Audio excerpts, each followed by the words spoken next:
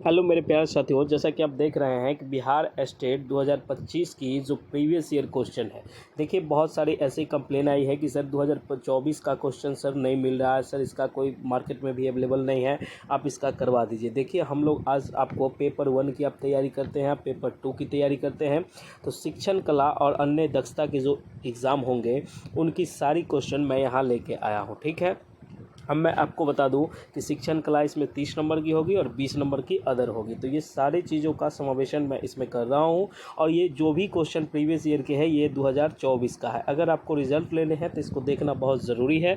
अगर आपके ऐसे कोई विद्यार्थी हैं जिनको नहीं मिल रहा है तो आप हमारे वीडियो को शेयर कीजिए और ज़्यादा से ज़्यादा सब्सक्राइब करके ज़्यादा से ज़्यादा वीडियो को लाइक कीजिए, जिससे कि हम आगे सीरीज़ चलाएँगे। तो उम्मीद करते हैं ये सारा चीज़ आपने कर दिया होगा। तो चलिए हम फर्स्ट क्वेश्चन से शुरुआत करते हैं। सबसे पहला क्वेश्चन जो आता है ये स्टेट 2024 में पूछा हुआ क्वेश्चन है और सारा क्वेश्चन जो है ये प्रीवियस ईयर 2024 का क्वेश्चन है, क्योंकि बच्चों का ये डिमांड था कि 2024 का क्वेश्चन सर नहीं मिल रहा है, तो इसमें क्या करना होगा और ये किस शिफ्ट का है, कल से ये भी दिखेगा आपको। ठीक है, आज ये आप इसको देखिए। अगर वीडियो अच्छा लगा तो कमेंट में आप इसको लिखिएगा कि सर नेक्स्ट बनाइए, तो मैं आपको डेली ये सीरीज़ चला दूंगा। ओके, तो चलिए सबसे पहले शुरुआत करते हैं कि शिक्षण कला और विज्ञान में मुख्य अंतर क्या है। क्वेश्चन सबसे पहले समझिए कि शिक्षण कला जो होती है, आर्ट ऑफ टीचिंग जिसको बोलते हैं, और साइंस, ये दोनों में तो समझिए इसमें कि शिक्षण कला जो है और विज्ञान में मुख्य अंतर क्या है। तो सबसे पहला जो ऑप्शन है ये क्या कहता है कि कला अनुभव परक, दूसरा है विज्ञान सिद्धांत परक, दूसरा ऑप्शन है कला सिद्धांत परक और है विज्ञान अनुभव परक। दोनों अनुभव परक है, दोनों सिद्धांत परक है। सबसे पहले समझिए कि अनुभव परक क्या होता है और सिद्धांत परक क्या होता है। अनुभव जो होता है कि शिक्षण कला एक अनुभव परक है। अनुभव परक का मतलब ये हुआ कि शिक्षण का जो कौशल है और ये अनुभव पर आधारित है। किस चीज़ पर आधारित है? अनुभव पर आधारित है, हमारे ज्ञान पर आधारित है। और शिक्षण विज्ञान जो होता है ये सिद्धांत परक है। कैसा है? सिद्धांत परक है। इसमें नियम और सिद्धांत पर आधारित होता है। तो कहने का मतलब है कि शिक्षण कला और विज्ञान में मुख्य अंतर, इसका ऑप्शन ए सही है। कौन सा ऑप्शन सही है?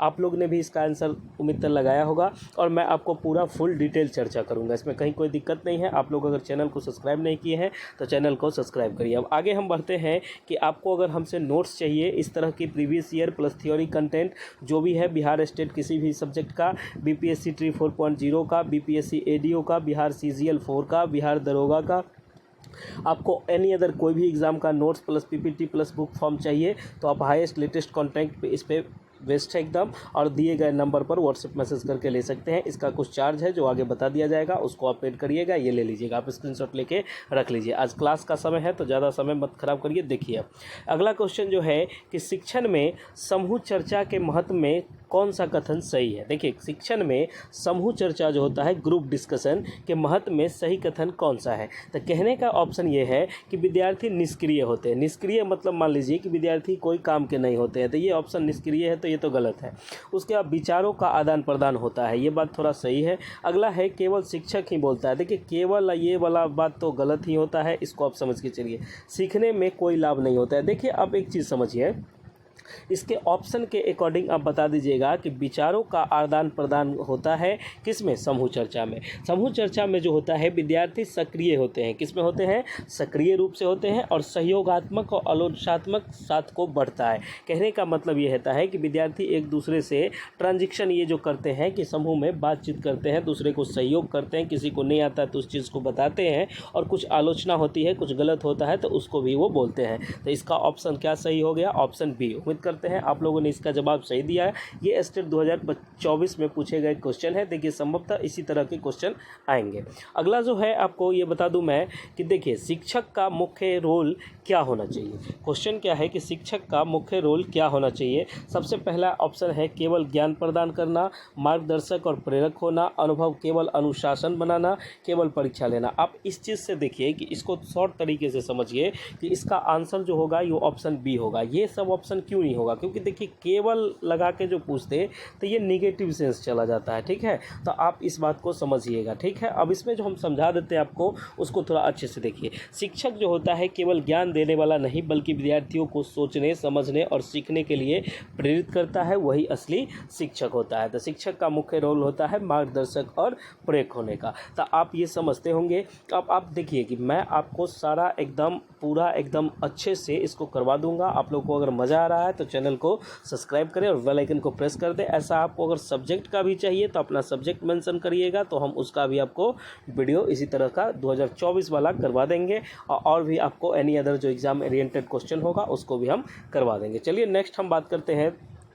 बिहार बीपीएससी ट्री और एस्टेट के एनसीईआरटी पर नोट्स आधारित है। 100+ नंबर की गारंटी वाली सीरीज है। सभी विषयों के नोट्स यहां उपलब्ध है। आप दिए गए नंबर पर 199 का पेमेंट करके आप एक सब्जेक्ट का नोट्स ले सकते हैं। एक सब्जेक्ट पूरे 150 नंबर का, और अगर दोनों पेपर चाहिए, अगर एस्टेट पेपर 1 पेपर 2 दोनों का नोट्स चाहिए तो आप 330 का पेमेंट करके ये ले सकते हैं। दिए गए नंबर पर व्हाट्सएप मैसेज करके आप कर लीजिएगा। चलिए आज क्लास का समय है तो हम आगे बढ़ते हैं। कहने का मतलब ये हुआ कि शिक्षक के लिए समय प्रबंधन क्यों आवश्यक है। समय प्रबंधन का मतलब ये होता है टाइम मैनेजमेंट। तो टाइम मैनेजमेंट क्यों आवश्यक है, ये चीज़ हम आपको इस वीडियो में समझाते हैं। सबसे पहले समझिए, पाठ्यक्रम को पूरा करने के लिए, देखिए बात तो सही है कि हमको सिलेबस पूरा करने के लिए सबसे पहले हम रूटीन जो बनाते हैं, टाइम प्रबंधन, टाइम मैनेजमेंट, ये होना ज़रूरी है। तो ऑप्शन ये सही है। अगला है क्लासरूम डिसिप्लिन बनाए रखने के लिए, बिल्कुल सही बात है। क्लासरूम डिसिप्लिन बनाने के लिए शिक्षक को समय प्रबंधन आवश्यक है। विद्यार्थी को ध्यान बढ़ाने के लिए, ये भी बात सही है। तो इसका देखिए कि तीनों बात इसका सही है, तो इसका आंसर हम चले जाएंगे ग्रुप ये डी के साथ, ठीक है। तो उपयुक्त सभी सही है, इसमें कहीं कोई दिक्कत नहीं है। अगर आपको पीपीटी फॉर्म में चाहिए ये, तो आपको क्लास का पीडीएफ चाहिए, तो आप हमारे Gurukul teaching school Telegram channel को ज्वाइन कर लीजिए, उसमें आपको ये मिल जाएंगे। चलिए अगला क्वेश्चन क्या कहता है कि डिजिटल शिक्षण विधियों का लाभ क्या है। अब देखिए ये क्वेश्चन पिछली बार पूछा गया था, बहुत सारे बच्चों ने इसको गलती किया था। इस बार आप आंसर लगाइए क्या लगाते हैं, फिर हम आपको बताते हैं। देखिए सबसे पहला है कि डिजिटल शिक्षण विधियों का जो लाभ है ये क्या है, शिक्षा रुचिकर बनाती है। उसके बाद ऑनलाइन रिसोर्स से ज्ञान का विस्तार होता है। व्यक्तिगत पेस पर सीखने की सुविधा होती है। अब देखिए कि व्यक्तिगत पेस क्या होता है, ये सारा चीज़ हम देखिए। डिजिटल शिक्षण क्या होता है कि इसको आप जैसे अभी हमसे आप जुड़े हुए हैं, तो आपको अच्छा से मेरी लिखावट, मेरी ये चीज़ सारी बातें समझ में आ रही है, तभी तो आप वीडियो को देख रहे हैं, नहीं तो आप वीडियो को नहीं देखते। तो सबसे पहली बात है कि शिक्षा रुचिकर बनाती है, बिल्कुल सही बात है। उसके बाद ऑनलाइन रिसोर्स से ज्ञान का विस्तार होता है, बिल्कुल। अगर हम कहीं किसी चीज़ में फंस रहे हैं तो हम तुरंत जैसे कुछ भी सर्च करके देख सकते हैं, इसका विस्तृत जानकारी ले सकते हैं, तो ये बात भी बिल्कुल सही है। नेक्स्ट है कि व्यक्तिगत पेस पर सीखने की सुविधा होती है। अगर हम थोड़े स्लो सीखते हैं तो इसमें वीडियो में ऑप्शन आता है कि हम थोड़े स्लो करके देख ले, ये भी ठीक है। और हम अपनी जितना हमको सीखने की कैपेसिटी है उसके अनुसार हम सीखते हैं, बिल्कुल सही बात है। तो इसका जो है कि डिजिटल शिक्षण विधियों का लाभ क्या है, तो उपयुक्त सभी, इसमें कहीं कोई दिक्कत नहीं है। चलिए ये भी बात आपको समझ में आ गई होगी। अगला क्वेश्चन जो है आपका, ये क्वेश्चन क्या है, देखिए शिक्षक कि पेशेवर दक्षता में क्या शामिल है। पेशेवर दक्षता में क्या शामिल है, तो इसको आप समझिए। क्वेश्चन जो दिया गया विषय ज्ञान, देखिए शिक्षक को अगर विषय का ज्ञान होगा तभी शिक्षक पढ़ाएगा। उसके बाद शिक्षक में एक क्वालिटी होना चाहिए कि ये क्लासरूम मैनेजमेंट को संभाले। क्लासरूम मैनेजमेंट अगर अच्छे से हो जाएगी तो फिर उसमें दिक्कत नहीं होगी, तो आगे क्लास हो जाएगा। मूल्यांकन दक्षता और संवाद कौशल, मूल्यांकन दक्षता होना चाहिए कि कौन बच्चा किस प्रकार से सीख रहा है। उसके बाद संवाद कौशल भी होना चाहिए, बच्चों में बातचीत होगा, क्वेश्चन पूछने, क्वेश्चन आवर, ये सब जो आप करवाते होंगे तो वो सब भी ज़रूरी है। तो इसका भी आंसर जो है ये हम लोग चलेंगे उपयुक्त सभी की तरफ, ग्रुप डी के, ठीक है। तो ये सारे क्वेश्चन जो है 2024 में पूछे गए क्वेश्चन है। आप लोगों ने बोला था, बहुत डिमांडेड थी, हर एक में मैसेज करते थे, ये सब चीज़ आपको समझा दिया जाएगा, ठीक है। अब आगे जो हम बात करते हैं, देखिए अगला क्वेश्चन क्या कहता है कि पियाजेट के कॉग्निटिव डेवलपमेंट के चरण कौन कौन से हैं। देखिए इसके हम टोटल कितने चरण के बारे में जानते हैं, 4। इनका कितना चरण है, 4। या कभी कभी ये भी पूछता है कि ये कौन कौन से हैं और कितने हैं, तो 4 है। पियाजेट का जो है, पियाजे का ये जो कॉग्निटिव डेवलपमेंट है ये कितने हैं? 4 है। पिछली बार पूछा गया था, ये सबसे बहुत सारी क्वेश्चन आती है। अब 4 चरण है तो कौन कौन है?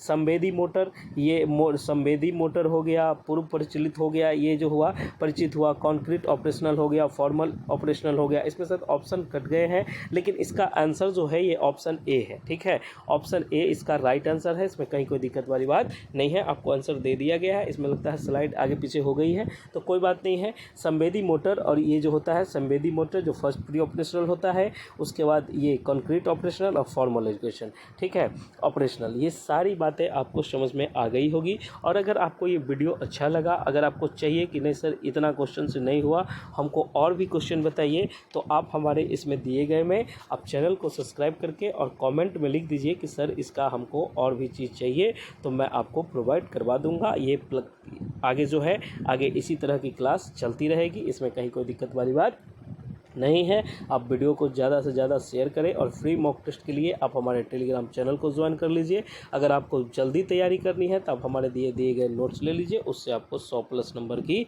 गारंटी है, इसमें कहीं कोई दिक्कत नहीं है।